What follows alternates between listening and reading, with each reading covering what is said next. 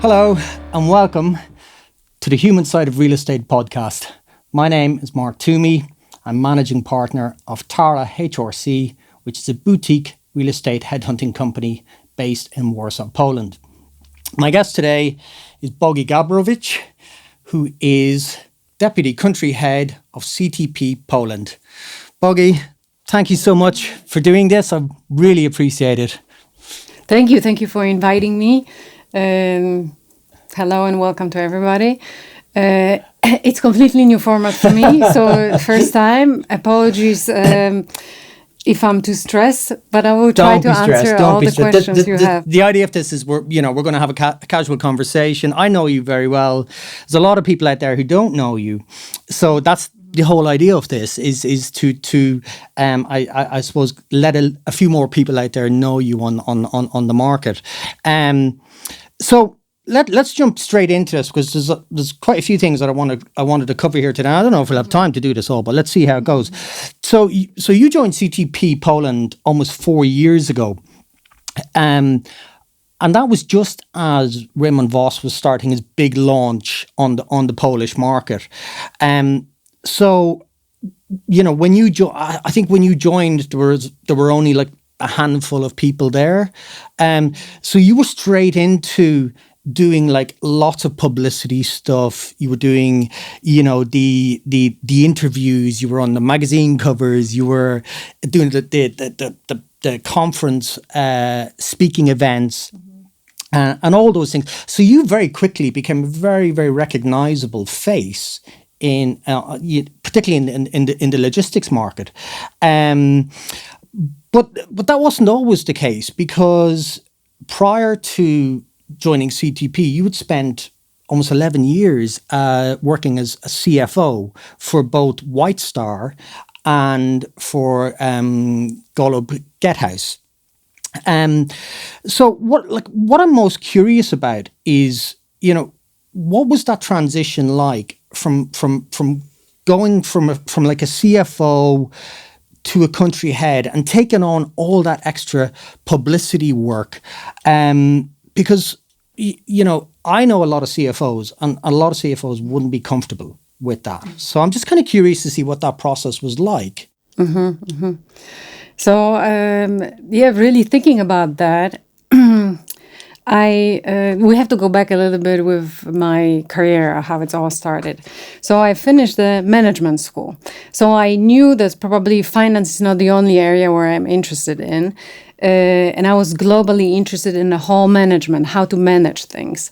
And now that I go back with the memories, finance was the good path to have. When I finished the university, there was a guaranteed you're going to have some money. And that's the base. That gives you a setup for the beginning. That's why I went this path. Also in my family, my mom is also involved with the finance. My dad is have a technical skills. So the technical edge was always there. But what actually excites me is the contact with the people. It's the challenge, the finding new things and discovering how system works. Yeah. So I was always interested to understanding how organization works and what the financial role leads to, or that gives the information on what, and let's understand as well, what is that related to. And so even when I work with Brian in White Star or Golub, I always was eager to put the accountants and show them how we build the buildings, what goes in the construction department. And then I met Ramon on the beginning of his journey, or his second journey in Poland. And he hired me with the CFO role. But at the same time, there was not that much work related to CFO because we were growing the whole organization. I was, I think, 5th employee of that organization at that time. We didn't have even an office. We met in the hotel where we had the interview. And I was even calling my husband and telling him, I don't know, I'm going to the room to meet the guy in his room. Well, please know where it is, right, in case.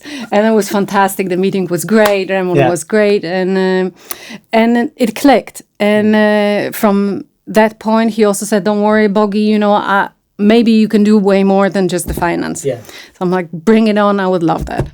And that's how it all started.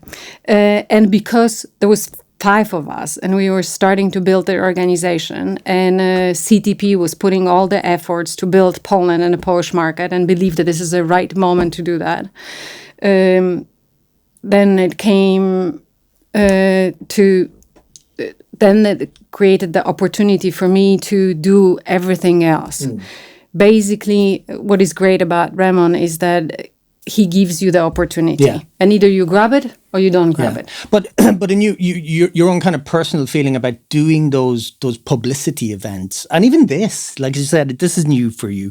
So doing things like this or doing those public events where you're essentially the face of the company. So how do you feel about doing those types of events? Are you comfortable with it, or are you still a little bit, I think I am. Every time I'm nervous a little bit when I have a public speech. The point is to prepare yourself a little bit for that, definitively. The second is, if you believe in the message which you are passing on, then be yourself. And that's what I'm always trying to be. Be myself. I believe in everything what I do. I believe in CTP. So it's actually easy. Yeah. Okay. Well, that's cool. So you mentioned earlier on, when you were at management school then as well, you were learning obviously a lot of different paths that were available to you. But you've been leading teams now. So even before you got to CTP, almost 4 years ago, you've been leading teams really for the last 15 years or so. And you've also worked under 2 mega successful entrepreneurs, Brian Patterson at White Star, and then Raymond Voss. And both of those guys, they like, I haven't worked for them, but I'm sure they have both their own unique style of leadership. So, in terms of your own kind of personal brand of management style or of leadership, how would you kind of define that? And would you say that both of those guys influenced you in any way, or have you kind of kept your own counsel, in terms of creating your own management style? How's that been for you? That's a deep question, a broad question. I had that luck and opportunity to work with Brian as well, with Ramon, and they're very successful men, and at the same time, very great different leaders. Both of them definitively, both of them gave me together is that you have to be 100% dedicated to something which you're starting, and give 100% of yourself to that, and then you can succeed, because both of them work 24 hours a day. Both of them has huge amount of energy divided towards growing the business, that the thing they find it's important for them. And then when I think about them individually, I grasp different things from each of them. Working with Brian for almost 8 years, what I love about Brian is the fact that he really analyzes few steps forward for any transactions, any discussions. First of all, everything is a transaction. Every meeting is a transaction. And he also teaches you to think 3, 4, 5 steps ahead, what can happen, elaborate on those potential outcomes, always have an outcome A and B, everything, and be prepared for different answers. Then it helps you stay calm, analyze that, and take rational approach or reasonable approach wherever you want. That's one. And the second thing is, in particular way, Brian cares about his own people, because the people who stayed in that organization, they are there for a very long time. He watches over them. Maybe doesn't give them enough freedom as I would wish I would have, but definitely he watches the people he has. There's not much turnover in the organization, and he can make comfortable environment for you to work. And because you mentioned earlier on, and you said one of the great things about Ramon is he gives you that freedom as well. So you're being you're getting encouraged then to say, okay, go and do more. Show me what you can do, bring more, and do more. And so when we go back to almost 4 years when you started in CTP, as you said, there was only 5, and there's what 150 now. 101 actually. Right. Okay. So that's that. So during all that time, you've had to, develop, bring all of those people in. And of course, obviously, as the management board grows and everybody gets a shared responsibility but you're constantly thinking, okay, well, now it's my time to shine. Now it's my time to kind of show what I can do, but in terms of your own personal brand of management style there's a couple of different things. I suppose empathy, different styles, of leadership. Like you've got the the carrot and stick, which sometimes you need to use. You've got the coaching. You've got the I suppose the all the different aspects of it that are just combined into one. So like, I don't know. Have you even thought? Have you thought about your own style, or how do you feel about it, or is it still developing? Do you think? When it's still developing. Before I go into my own, I would just want to mention a point on that. What you mentioned, what I love about Ramon is the fact that he gives the people the freedom. If you are happy to join his organization, he can give you all the possibilities to grow. You just have to take it, and either you take it, and then. You can try different things and many things. Like in my case, I did the presentations, which I never did before. Speaking in the crowd, building the team, taking care of the marketing, going into leasing, things which I never did before. And it's very difficult. It would be in any different environment, I think, very difficult to get that. With Ramon, he let the people try. And if you succeed and if you're good in this, then you go with this. And that's fantastic. And I love challenge. So that's why there was a perfect environment for me. And what I bring, I think, to the organization is what I define as my management style is that I'm more... collaborative team builder. Okay. I like the whole creation of the team and organization and thinking who fits where and why and how that's gonna all drive together, and then building the collaboration within the team, shaping them into one organization. Because think about that. And with CTP, 2.5 years ago, there was 10 people. Now we have 100, which means that within 2 years, we grew 10 times. So everyone is from a different organization with the different sets of skills and the different behavior. And now you have to change and adapt this behavior to this group of electrons from a different planet to start thinking as one and working as one and going in the same one direction. So and that's, I think, where I love to focus and growing that team and building and working with them on constructive problem solving.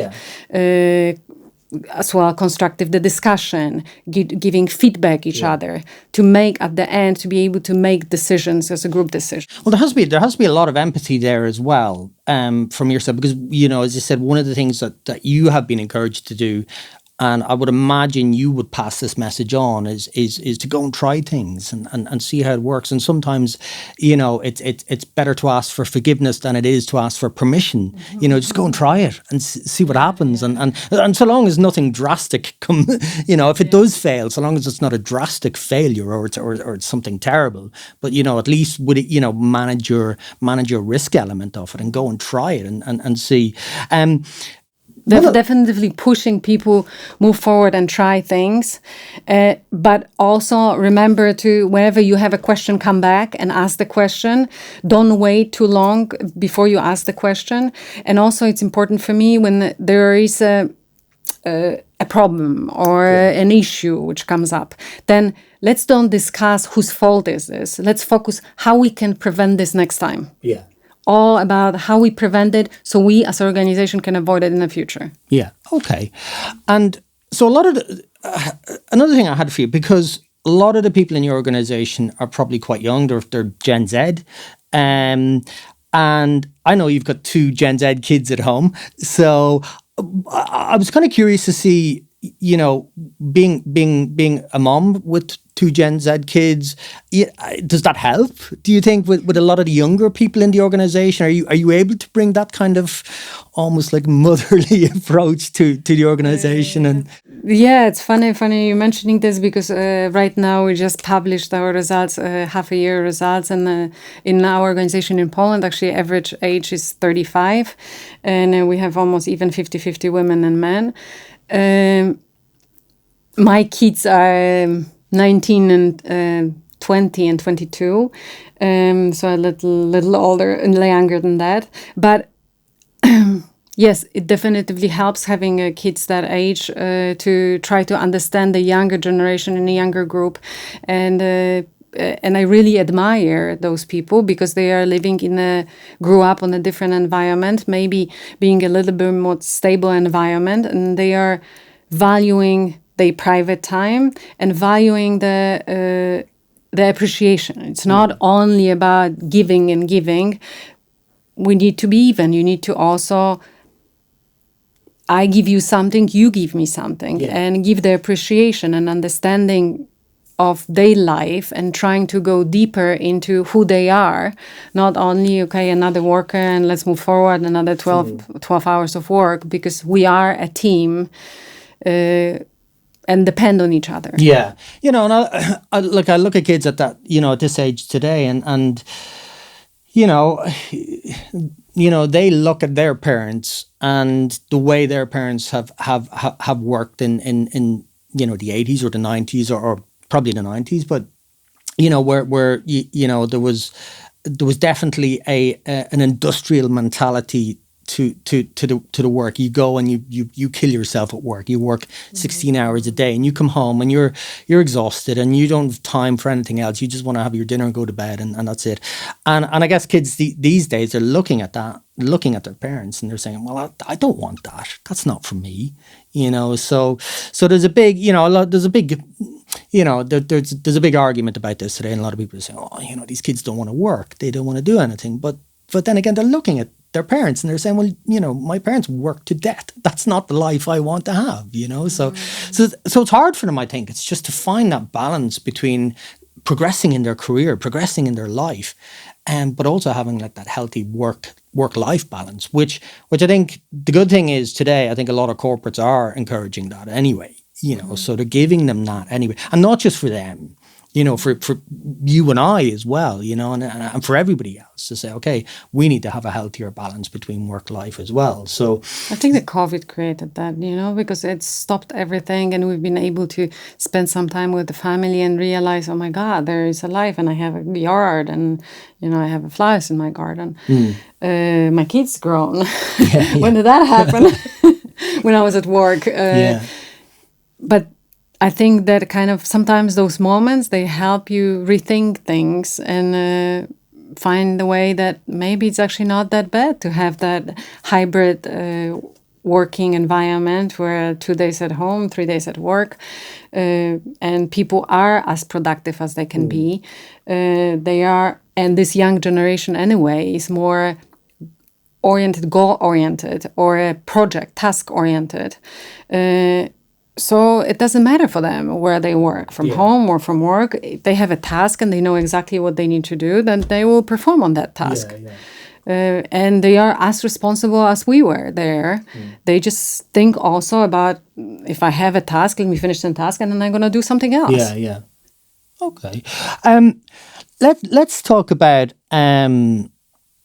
stress for a moment, because I'm very curious, because you always the feeling I always get from you is you're always very cool and very collective, and I wouldn't say you're unstressable, but you know what I'm curious to know is, you know, when you have those, when you're in that, like, you know, the heat of the moment, and there's a situation and it's boiling, and you're with a team or you know, part of the management team, and you know, do you have any kind of like you know, techniques or kind of stress busting techniques for, like, in that moment when you're just there and you say the next word could be crucial unless I do something here.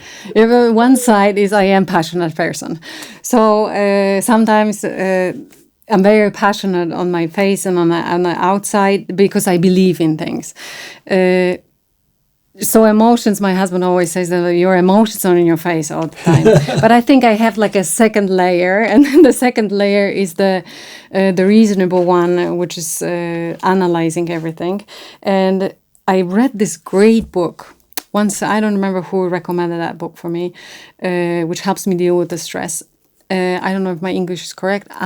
Untethered Soul, Okay. Like a free soul, Okay. by Michael Singer, and that's fantastic books which helps you to extract yourself from any kind of situation and absorb and observe what's going on from a distance, to have that distance. And that's what I do with the stress moments. When there are stress moments, I try to extract myself and look from the side, like I'm looking for something which is gonna happen, and I can jump, I can respond, but there's no emotions related to that.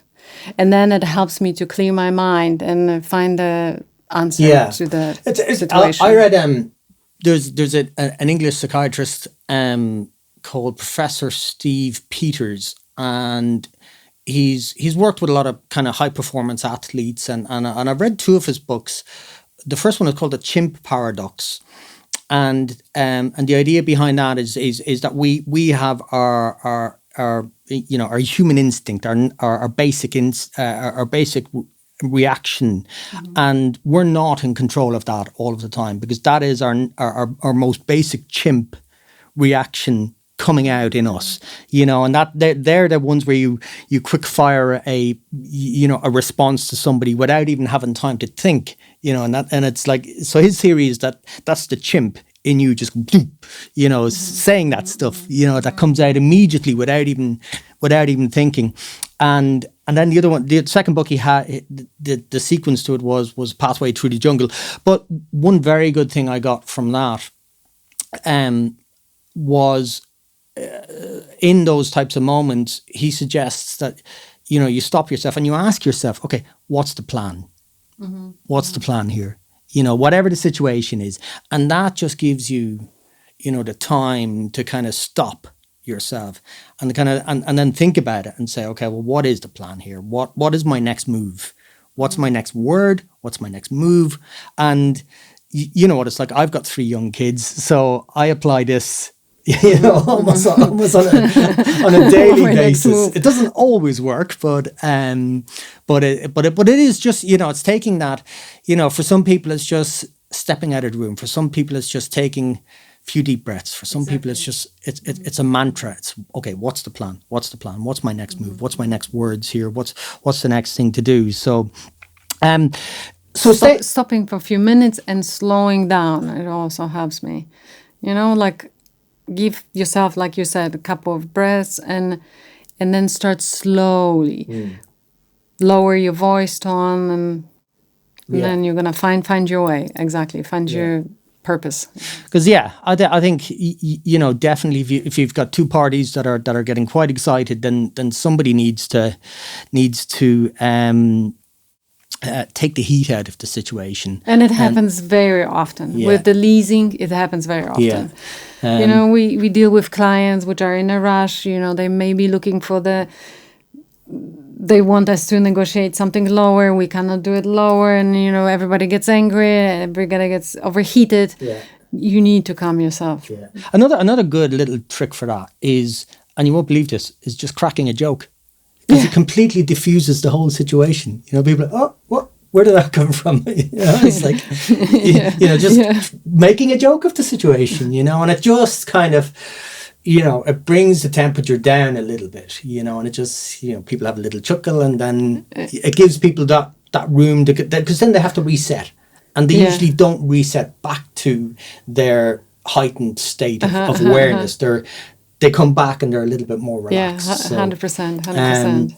So staying on the topic of stress then, so like, what do you do to like completely switch off when you're outside of work? Like, look, you know, and you really need to say, I need to get work out of my head. I need Raymond's voice out of my head.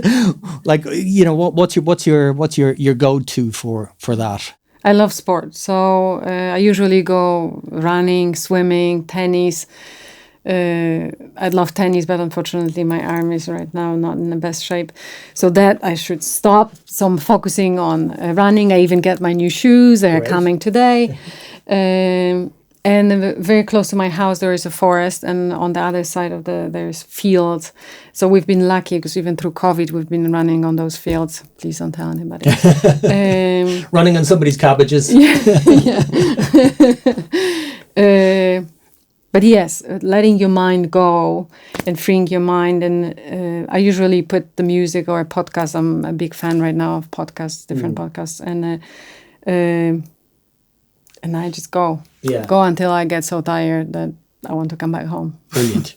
Yeah, and you know, I think, you know, I think the big issue is a lot of people just don't get out of their heads enough. You know, they just, you know, you have to, and like you can go out there and, you know, I know from doing it, I can go out and, you know, I've done, you know, running events that'll be like 8 hours, you know, and, you know, and you know, but you have to get outside of your own head, and whatever problems, you know, be it work or be it personal or be it home or whatever, it's just, okay, I'm here, this is my own little time, my own little space, and all of that stays. But you know, it's also, I think, easier for women, at least I look at myself, because I always didn't want my work to get into my kids.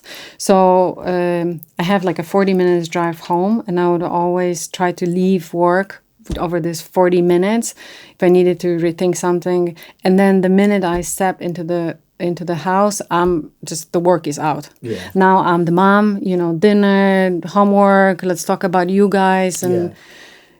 And you know, and it worked for me. Yeah. And I could separate those two words, and I would never discuss a work at home and vice versa.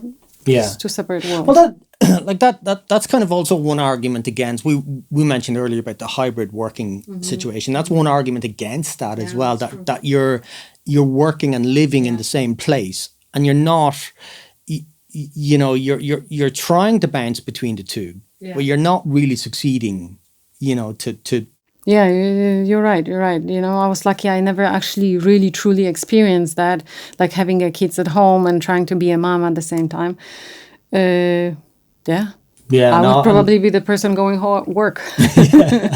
It's well, as I said, I've got 3 young kids, so when, you know, particularly when COVID was on, how you do that? And we, you know, so when, like a lot of people, I think we had to resign from the office that we had, it was really hard.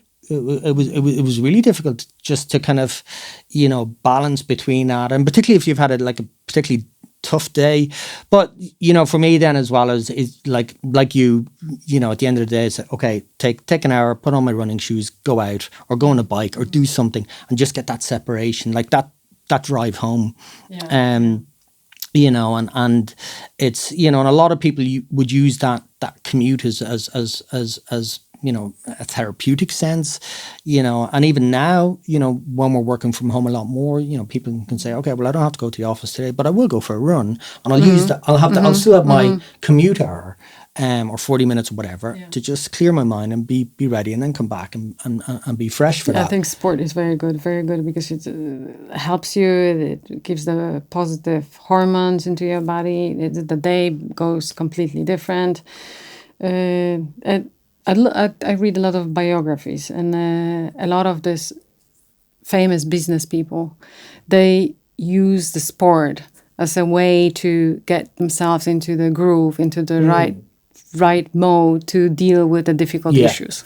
Yeah, no, absolutely, and I would totally relate to that, because in terms of motivation, going out for a run first thing in the morning, the fact that you've motivated yourself to get up out of bed, put your shoes on, get out the door. It might be raining, okay, if it's lovely weather, it's great, but when you come back from that, you feel super motivated about the rest of the day because you've already done the hardest thing you're going to do today. So it's just great for kind of, pushing the dopamine levels up, pushing the motivation levels up. So yeah, no, I totally agree. So, in terms, one question I had for you, and so we covered like a lot of the kind of the heavy stuff now. So I'll go easy on you. but so kind of few like kind of quick fire type questions here. But I love my husband. Just over the record. So, like, one lesson that you wished you had learned sooner when you were younger, and I don't like that could have been a year ago or 20 years ago, or is there one thing there that you think, I really wish I had learned that sooner?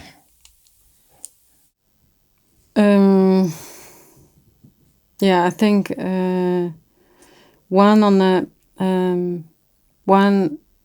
the business note, like strictly that comes from the experience right now, that I've learned over those years when I was building different teams, that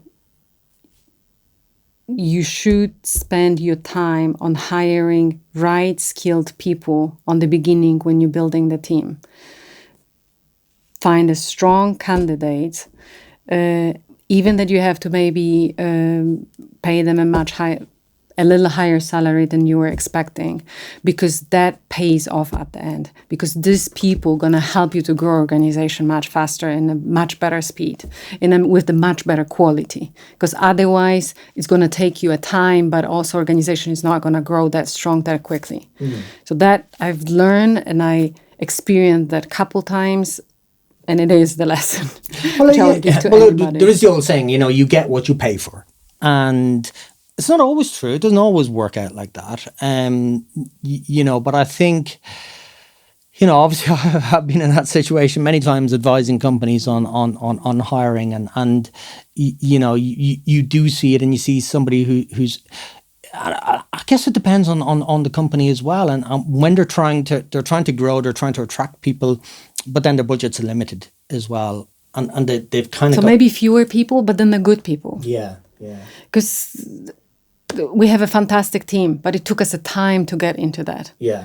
And I know we were also not known in the market, and it also then makes it more difficult to finding the right people. But this is the lesson from all the years, and probably on the personal note is that follow your passion. If you know that you like something, because I would wish I would jump faster from finance to doing more than the finance, going to more managerial roles or taking maybe even sales department, because I love interaction with people. Like I don't know, I've been so long in the finance that I didn't realize that I'm actually enjoying this. I enjoy going and meeting different businesses and discussing their needs and growing them and building organization and thinking about these puzzles, how to build it all. Yeah. I could enjoy this much earlier. And at the start of the conversation, like we had mentioned that you had been CFO for 15 years before you joined CTP, and then CTP kind of gave you that opportunity to have a much wider role. But did it occur to you during those 15 years, or were you just like, well, this is my job, this is what I'm doing, this is what I'm good at, I'm just here, or were you looking for those opportunities? You know what? I was always looking at the people and building a team, and that was always the fun part. For any finance department, there was the building a team, and then I would be responsible for finance and HR and IT, and building and growing them.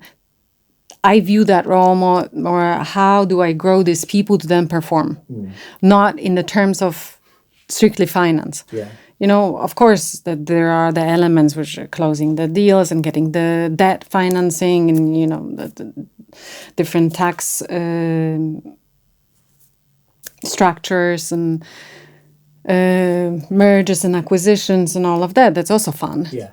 But building a team was like a true puzzle. You never know what's going to be the outcome. Yeah. And, you know, like with the numbers, it's always 2 + 2 is always 4. You cannot change that. So, you know, if your financial performance is right, you're going to get the debt. You just question how much you're going to have to pay for that. But getting the right people in the right places, it's all depending on you. Yeah. Who you're going to hire. Yeah. And you mentioned something earlier, you know, and you said about, you know, follow your passion. And I think, you know, you don't necessarily have to do that within your career, within your job, you know. And I think it's important for people to realize this, that you know, that if there is something that you're passionate about, you can do it after work. You can do it at the weekend. You know, so you know, if it's a passion project and you know, even these series of podcasts for me, it's something for me that was saying, okay, this is something new, this is something challenging, this is, you know, so it's about kind of, you know, having those different passions that even if your career at the moment is not giving you that opportunity to find your passion within your work, and you know, not everybody is fortunate as us to have that situation where they are in an environment where they are passionate about what they do, but also just, you know, finding your passion outside of work as well, and having that escape, you know, and at least then you can kind of say, okay, I'm working towards something and this is growing as well. And it just gives you, you know, just strengthens that internal resolve then as well. You know, my husband runs a restaurant. So my passion, when I quit my job or I'm going to change and retire at some point, then I always can work in the kitchen or serve the customers. So there's always an outcome for me.